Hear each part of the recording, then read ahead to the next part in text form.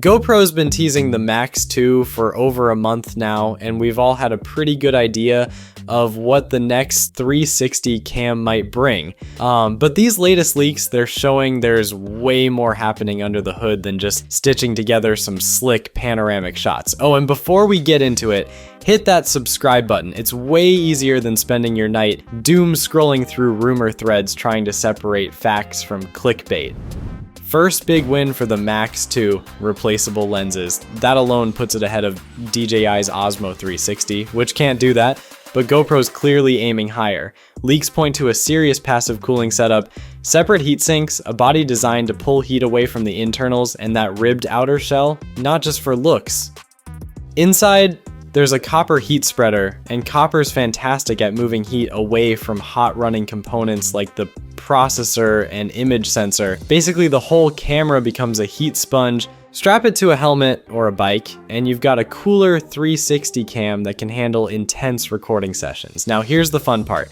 We believe 8K at 60 frames per second could be on the table. 8K at 60 FPS is exactly the kind of spec GoPro fans have been hoping for. It's buttery smooth, ultra sharp, and perfect for action that needs every detail. If the Max 2 delivers it, it's gonna tick a big box on a lot of wish lists. Combine that with better heat management, and we might actually see GoPro push past the competition's recording times. Insta360's X5 does about 86 minutes at 8K. DJI manages around 100, and if the Max 2 can stay cooler for longer, it could beat them both. Early test units didn't have a screen, but that's likely because they weren't final builds. Patents show a displays plan, so no red flags there.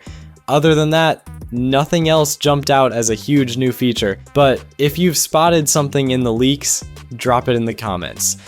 Switching gears, Igor Bogdanov dropped pics of the DJI Osmo Nano, and honestly, this little guy could give Insta360's Go Ultra a real fight.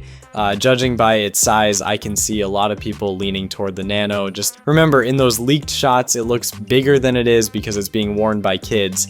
Leaks say the Osmo Nano's launching in August 2025, so we won't be waiting long to see what it's really packing. That's it for this one. Thanks for watching. Peace.